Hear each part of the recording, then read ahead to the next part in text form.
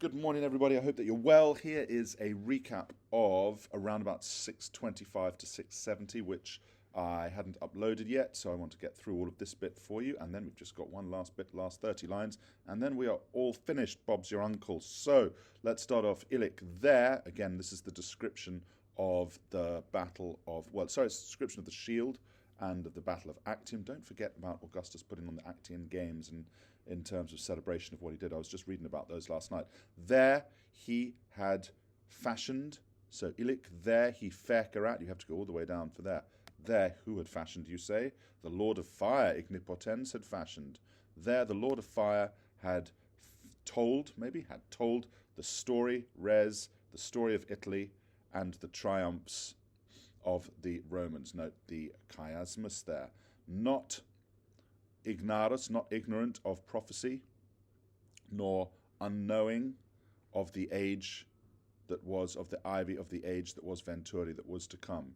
There there every generation, Illic, so there omne, genus, there every generation of the stirpis, of the stock, should we say, of the descendants, to come from Ascanius, and the wars that had been fought in order.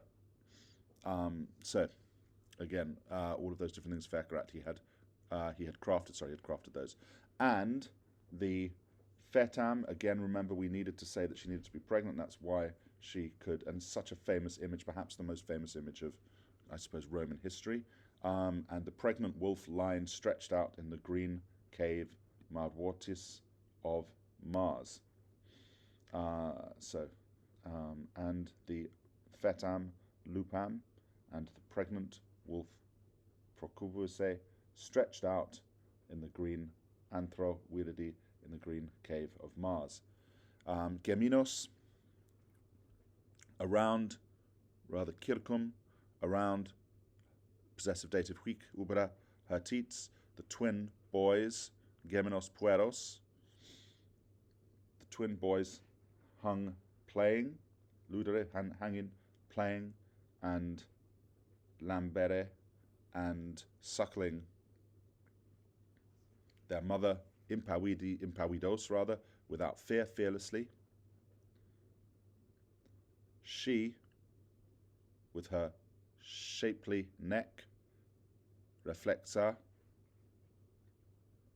twisted backwards, twisted sounds more violent, sorry, bent backwards, curved backwards. She, with her shapely neck, curved backwards, mulcere, caress alternos, caresses each of them, and molds their limbs with her tongue, lingua, with her tongue. Neck not far from here, he had set addiderat, he had added, but maybe set, he had crafted again, not far from here, again, Virgil directing the gaze, the reader's gaze, he had crafted Rome and the Sabine maidens. He had crafted Rome and the Sabine maidens, raptas, snatched away, taken away, carried away, lawlessly, sine more, lawlessly. I like this sort of idea of the journey of Rome from lawless days of this to the end of the Battle of Actium, to structure the law, the order, chaos and order and disorder as a theme. They've been snatched away from the seating of the theatre, Concesso Caveai, when the great circus games, Actis Circensibus, when the great circus games had been held, and then a new war suddenly arose,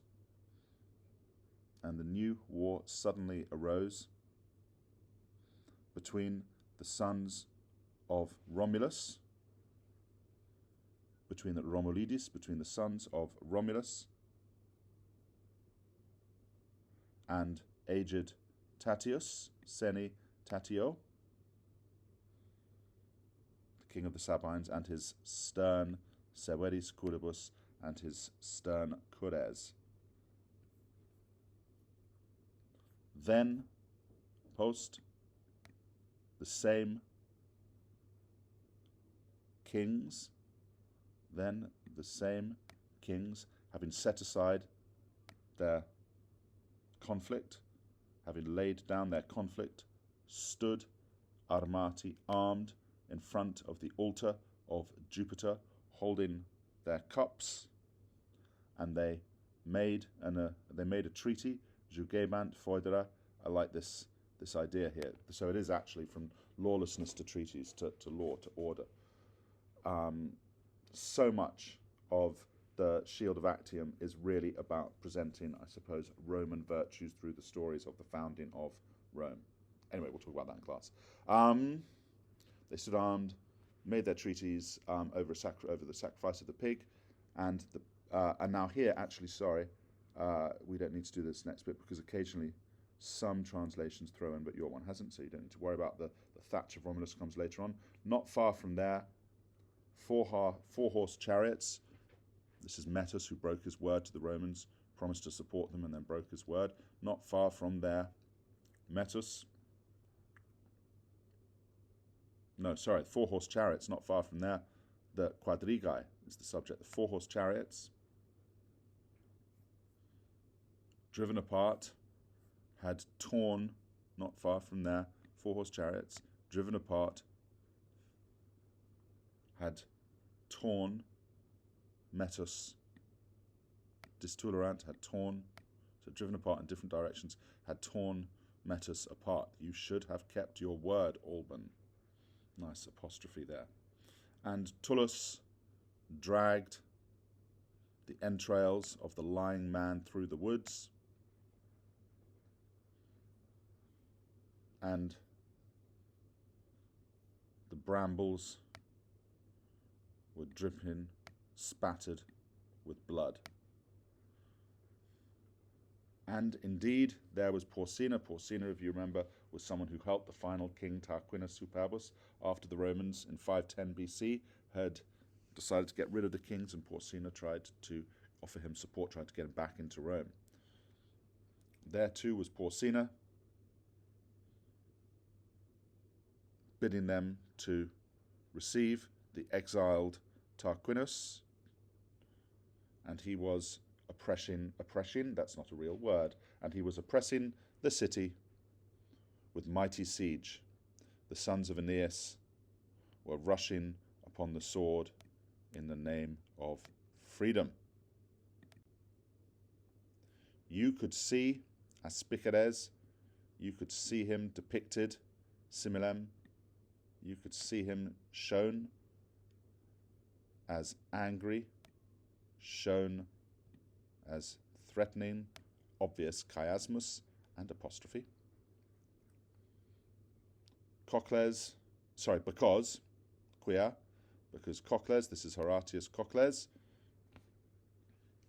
fighting off the Etruscans, going down there and then making this huge sort of moment of self-sacrifice, defending the bridge while it was cut down, because Cocles dared to velere, dared to break down the bridge, dared to tear down the bridge, and Cloelia, remember this from year 9, where she leads the maidens across the river, but is willing to give herself back. So I suppose courage, self-sacrifice, keeping one's word. Cloelia broke, after breaking her bonds, vinclis ruptis, swam across the fluvium, the river. At the top of the shield, in summo, at the top, Manlius, the guardian Costos of the Tarpeian fort, we've seen this earlier on in Book 8 actually, stood before the temple, was standing in front of the temple, and was keeping guard and was holding the lofty capital.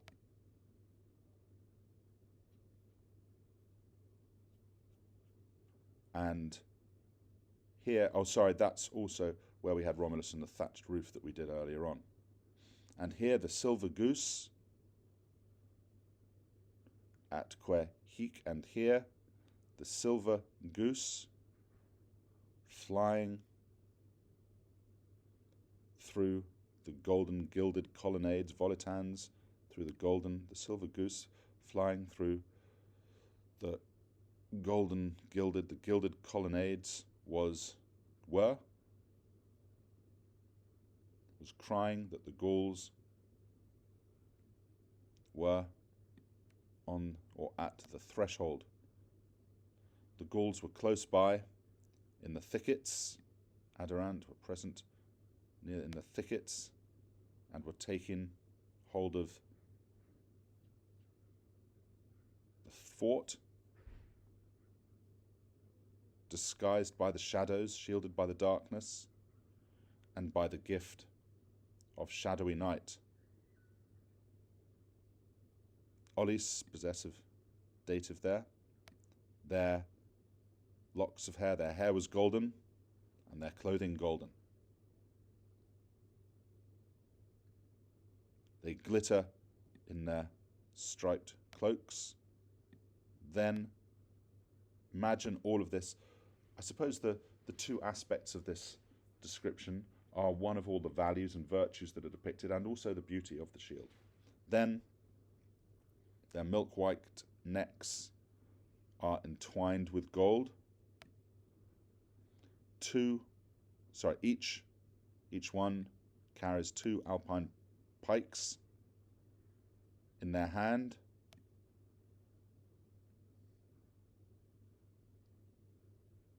And their limbs are guarded by their shields. Here he had depicted the dancing Sally and the naked Luperci. Their crests bound with gold, and the shields that had fallen from heaven. As I look at that, and very quickly, you can hear me flicking through in the background, remembering there was something that I wanted to read to you from a book that I found at home last night as I was doing some prep for this. What line are we on? 660. These are the shields. These were thought to have fallen from the sky during Numa's reign, and upon their safety depended Rome's survival, and the Salii were the priests that guarded them. And then, we also had the palace earlier on. I flipped through that because I translated earlier. The palace built by Romulus, shown with a newly thatched roof.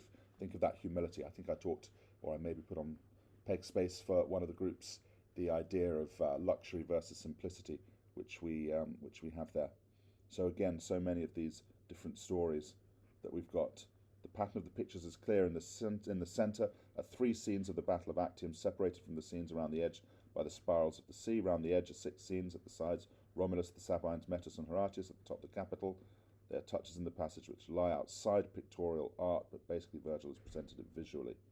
And so again, yes, we've got the notions of what we can learn from this. This is the most Roman book of all, set on the 7 hills, provides an opportunity for Virgil to write of the famous landmarks of Rome. Anyway, I'm going to send that to you later. I just want to focus on this, don't I? Don't get distracted. So, their crests bound with wool, and the shields that fell from heaven.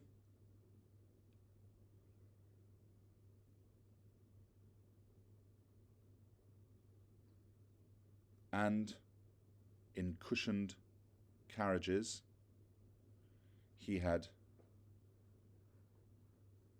and in cushioned pilentis, molibus, in cushioned carriages, the chaste mothers were making their sacred way.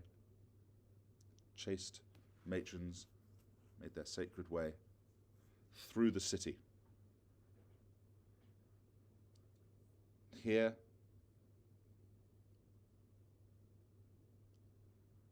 far away from here rather, he also adds the realm of hell, Tartareus. The high gates of Dis, Alta Ostia Ditis, and the penalties of crimes. And you, Catiline, hanging pendentem on a minaci, on a threatening cliff, trembling trementem at the sight of the Furies.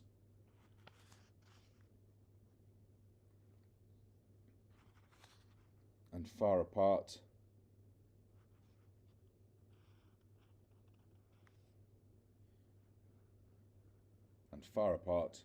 the good, the pious, Cato giving them laws. This picture of the underworld is clearly at the bottom of the shield and is in two parts, with Catiline in the area of the damned and Cato among the blessed. Catiline was the revolutionary. We all know about Catiline, who was defeated in 63 BC, and then Cato, this prominent statesman and Stoic philosopher, regarded as a pattern of justice, as a symbol of justice. Anyway, well done. I'll see you all next lesson. Bye-bye. Cheerio.